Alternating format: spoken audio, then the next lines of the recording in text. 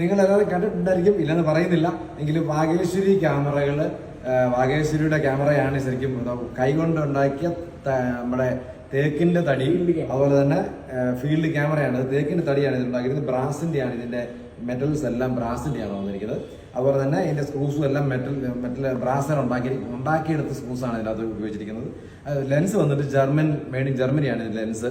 ഇതിന്റെ പിക്ചർ എടുക്കുന്നതൊക്കെ നിങ്ങൾക്ക് അറിയാമായിരിക്കും. ബാക്കിലൊരു തുണിയൊക്കെ ഇട്ടിട്ട് ഇത് നേരെ നമ്മൾ ആളെയൊക്കെ സെറ്റ് ചെയ്തിരുത്തും. എന്നിട്ട് ഈ ക്യാപ്പ് വെച്ചിട്ട് ഇതിന്റെ ഫിലിം കയറ്റി വെക്കും. ഫിലിമിന്റെ റാക്ക് പുറയിലുണ്ട്, ആ റാക്ക് ഫിലിമോടെ കയറ്റി വെക്കും.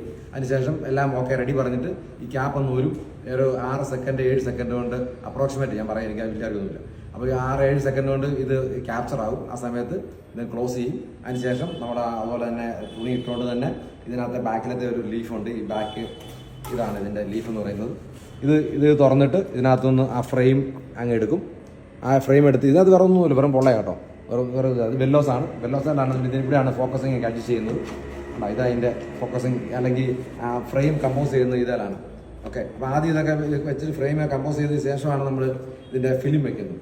ഫിലിം വെച്ചു, ഇത് ക്ലോസ് ചെയ്തു, അടച്ച് കഴിയുമ്പോഴത്തേക്കും പിന്നെ അവിടുത്തെ പരിപാടി കഴിഞ്ഞു. പിന്നെ ജസ്റ്റ് എടുക്കുന്നു, പിന്നെ നേരെ കൊണ്ട് ഡെവലപ്പ് ചെയ്യാനായിട്ട് ഉപയോഗിക്കുകയാണ് ചെയ്യുന്നത്. ഇത് 2-3 അതിൻ്റെ ഫ്രെയിമൊക്കെ കാണും മിക്കവരുടെയും.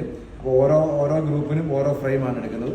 അത് കഴിഞ്ഞിട്ട് അവർ നേരെ എല്ലായിടത്തും കൊണ്ട് പിന്നെ ഡെവലപ്പ് ചെയ്ത് എല്ലാം സെറ്റാക്കി എടുക്കുക ചെയ്യുന്നത്. അപ്പോൾ ഇതിനൊക്കെ 1946 ഇവർ ഈ ക്യാമറ ഉണ്ടാക്കാനായിട്ട് സ്റ്റാർട്ട് ചെയ്യുന്നത്. ആലപ്പുഴ സൈഡിലാണ് ഇത് മാനുഫാക്ചർ ചെയ്യുന്നത്. അപ്പോൾ ഏകദേശം ഒരു 10-30 വർഷക്കാലത്തോളം ഇതായിരുന്നു ആൾക്കാരുടെ എല്ലാവരുടെയും. ഇതില്ലാതെങ്കിലും സ്റ്റുഡിയോ ഇല്ല, അതായിരുന്നു അന്നത്തെ കണ്ടീഷൻ.